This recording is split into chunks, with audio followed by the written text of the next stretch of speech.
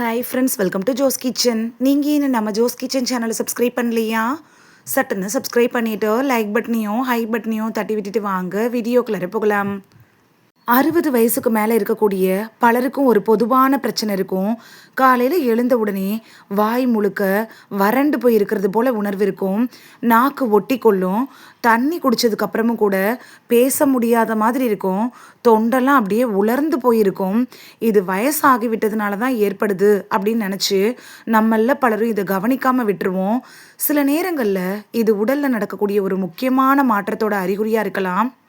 இந்த வீடியோவில் ஏன் காலையில் வாய் வறண்டு போகுது, இது எப்போ சாதாரணமானது, எப்போ டாக்டரை நம்ம கன்சல்ட் பண்ணணும், வீட்டிலையே என்ன செய்யலாம், 60 வயசுக்கு மேலே இருக்கிறவங்க தினமும் என்னென்ன பழக்கங்களை பின்பற்றணும் அப்படின்னு எல்லாத்தையும் நம்ம தெளிவாக பார்க்க போகிறோம். இந்த ஒரு வீடியோ உங்களோட ஹெல்த்தையே சேஞ்ச் பண்ணலாம். ஸோ வீடியோவை ஸ்கிப் பண்ணாமல் பாருங்கள் ஃப்ரெண்ட்ஸ். வாங்க வீடியோக்குள்ளே போகலாம். உங்களுக்கு இந்த வாய் வறண்டு போகிற பிரச்சனை இருக்கா அப்படின்னு எனக்கு கமெண்டில் தெரிவிங்க. வாய் ஏன் வறண்டு போகுது, அதுக்கான காரணங்கள் என்ன அப்படிங்கிறத ஃபர்ஸ்ட் பார்த்துடலாம். நமது வாயில் எப்பயுமே உமிழ்நீர் சுரந்துக்கிட்டே தாங்க இருக்கும். அதாவது உமிழ்நீருங்கிறது சலைவா, இது எப்பயுமே சுரந்துக்கிட்டே இருக்கும். இது இயற்கை தான். ஆனால் இந்த உமிழ்நீர் தான் நம்மளோட பற்களை பாதுகாக்குது, கிருமிகள் எல்லாத்தையும் கட்டுப்படுத்துது. நம்ம சாப்பிட்ற உணவை விழுங்குறதுக்கும் அதுதான் பயன்படுது. நம்ம பேசுகிறதுக்கும் சலைவா தான் காரணமாக இருக்குது. செரிமானத்தை அதிகப்படுத்துறதுக்கும் இந்த உமிழ்நீர் தான் உதவியாக இருக்குது.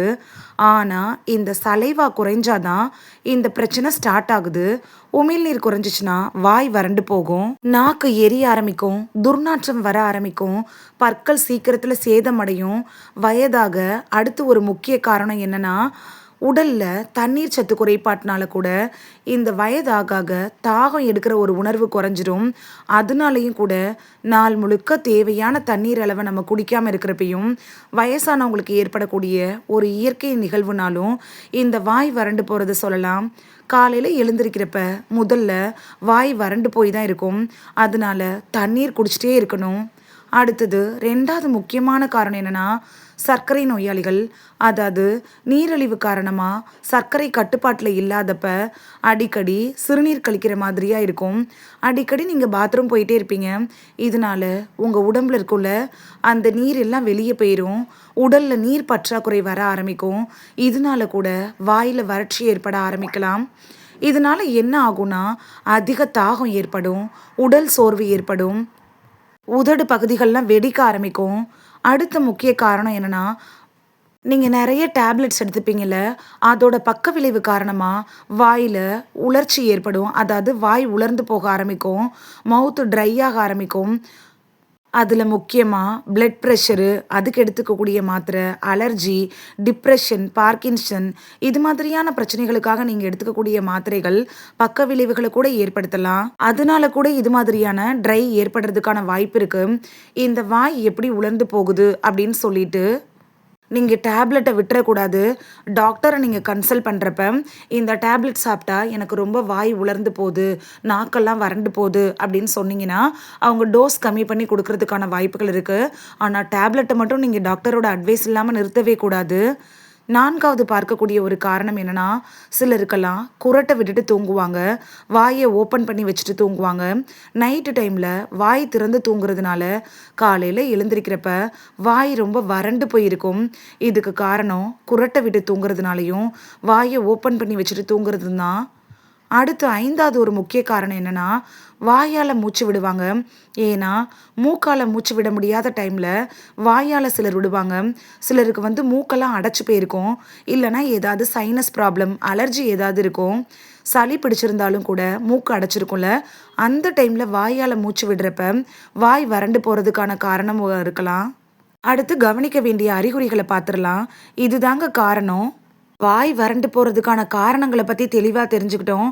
அடுத்து கவனிக்க வேண்டிய அறிகுறி என்னென்னா, வாய் வறட்சியோட நாக்கு எரிச்சல், வாயில் புண், பேசவே ரொம்ப சிரமமாக இருக்கிறது, விழுங்குறதுல சிரமம், பற்கள் விரைவில் சொத்த ஆகுறது, துர்நாற்றம் இருந்துச்சுன்னா நீங்கள் அதை அலட்சியப்படுத்தக்கூடாது. உடனே நீங்கள் டாக்டரை கன்சல்ட் பண்ணுறது ரொம்பவே நல்லது. இந்த வாய் வறட்சியை சரி பண்ணுறதுக்கு வீட்டில் செய்யக்கூடிய தீர்வுகளை பார்க்கலாமா? முதலாவது நாள் முழுக்க தண்ணீர் குடிக்கிற பழக்கத்தை நீங்கள் எடுத்துக்கோங்க.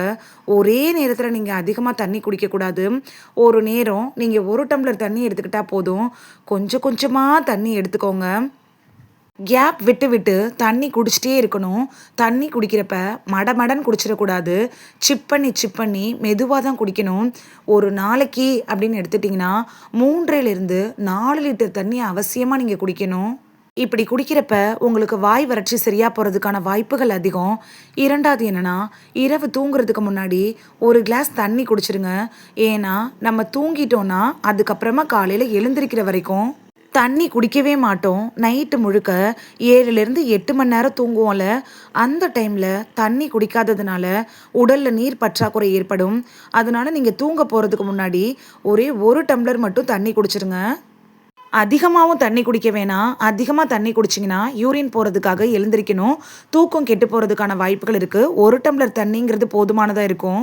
அதே போல் காலையில் எழுந்திரிச்ச உடனேவும் நீங்கள் ப்ரஷ் பண்ணிவிட்டு தண்ணி குடிக்கிறது ரொம்பவே நல்லது.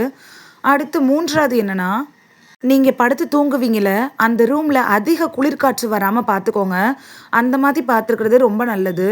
4வது, முடிஞ்ச வரைக்கும் மூக்கால் சுவாசிக்கிறதுக்கு முயற்சி பண்ணுங்கள். வாயை ஓப்பன் பண்ணி வச்சுட்டு தூங்காதீங்க. அதே மாதிரி வாயில் சுவாசிக்காதீங்க. 5வது டிப்ஸ் என்னென்னா, சர்க்கரை இல்லாத சுவிங்கம், அதாவது பபிள் காமை வாயில் போட்டு நல்லா மென்னுட்டே இருந்தீங்கன்னா உமிழ்நீர் சுரப்பு அப்படிங்கிறது அதிகரிக்கிறதுக்கு அது உதவியாக இருக்கும். 6வது டிப்ஸ் என்னென்னா, புகை பிடிக்கிறது, மது அருந்துறதெல்லாம் நீங்கள் கண்டிப்பாக அவாய்ட் பண்ணணும். 7வது விஷயம் என்னென்னா, அதிகமாக காப்பி, டீ குடிக்கிறதெல்லாம் குறைச்சிக்கோங்க. ஏன்னா வயசு அதிகமாக தண்ணி தான் அதிகமாக குடிக்கணும். காப்பி, டீயை முடிஞ்ச அளவுக்கு குறைச்சிருங்க. 8வது விஷயம் என்னென்னா, வாயை எப்பயும் சுத்தமாக வச்சுருங்க. காலை, இரவு அப்படின்னு 2 நேரமும் ப்ரஷ் பண்ணுறது ரொம்பவே அவசியமானது ஒன்று. 9வது டிப்பு, நாக்கையும் சுத்தமாக வச்சுக்கோங்க. நல்லா டங் கிளீனரை வச்சு க்ளீன் பண்ணிடுங்க. 10வது டிப் என்னென்னா, நீங்கள் உங்களோட டாக்டர்கிட்ட போய் வாய் வறண்டு போகுது அப்படின்னு சொன்னீங்கன்னா அதுக்கான அட்வைஸ் அவங்க கொடுப்பாங்க. அதை எடுத்துக்கிறது ரொம்பவே நல்லது. நீங்கள் தண்ணியை தொடர்ந்து எடுத்துக்கிட்டு வந்தாலே போதுமானதாக இருக்கும். இந்த பிரச்சனைக்கு தீர்வு கிடச்சிரும். அதோடையே சில உணவுகளை எடுத்துட்டிங்கன்னா சீக்கிரத்தில் இந்த பிரச்சனையிலேருந்து மீண்டு வரலாம். அது என்னன்னு பார்க்கலாமா? வெள்ளரிக்காய், தர்பூசணி, ஆரஞ்சு, முலாம்பழம், இளநீர், இது மாதிரி சீசனில் கிடைக்கக்கூடிய காய்கறிகள், பழங்களை நீங்கள் தொடர்ந்து எடுத்துக்கலாம். இந்த மாதிரி நீங்கள் எடுத்துகிட்டு வந்தீங்கன்னா உங்களோட வாய் வறட்சி சரியாயிரும். அது கூடவே தயிர், மோர், சூப்பு, இது மாதிரியாக நீர்ச்சத்து அதிகம் இருக்கக்கூடிய உணவுகளை எடுத்துக்கலாம். காய்கறிகளையும் பழங்களையும் அதிகமாக சாப்பிட்டுட்டு வந்தீங்கன்னா இந்த பிரச்சனையிலிருந்து நீங்கள் சீக்கிரம் மீண்டு வரலாம். தவிர்க்க வேண்டிய விஷயங்களை பார்க்கலாமா? அதிகமாக காரம், உப்பு, இனிப்பு இதெல்லாம் அவாய்ட் பண்ணிடுங்க. சாஃப்ட் ட்ரிங்க்ஸு, அதாவது ஆர்டிஃபிஷியல் கொக்கோகோலா, 7அப்பு, இந்த மாதிரியான பாட்டிலில் அடைச்சி விற்கக்கூடிய ட்ரிங்க்ஸ் எல்லாம் நீங்கள் அவாய்ட் பண்ணிடுறது நல்லது. ஜூஸ் குடிக்கணும் அப்படின்னு நினச்சிங்கன்னா நீங்கள் ஃப்ரெஷ் ஜூஸ் போட்டு குடிக்கிறப்ப உங்களுக்கு நல்ல பலன் கிடைக்கும். இது எல்லாம் செஞ்சதுக்கு அப்புறமும் உங்களோட வாய் வறட்சி பல வாரங்களாக கண்டினியூ ஆகிட்டே இருந்துச்சுன்னா நீங்கள் கண்டிப்பாக டாக்டரை கன்சல்ட் பண்ணுறது ரொம்பவே நல்லதுங்க. ரொம்ப நாள் நீங்கள் விட்டு வச்சுட்டு இருக்கக்கூடாது. இது பல நோய்களுக்கு வழிவகுத்துரும்.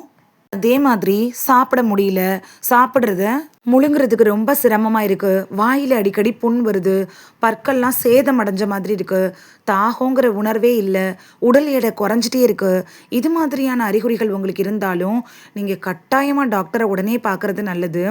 60 வயசுக்கு மேலே காலையில் வாய் வறண்டு போகிறது எப்பொழுதுமே ஒரு பெரிய நோயோட அறிகுறியாக நீங்கள் எடுத்துக்க வேணாம்.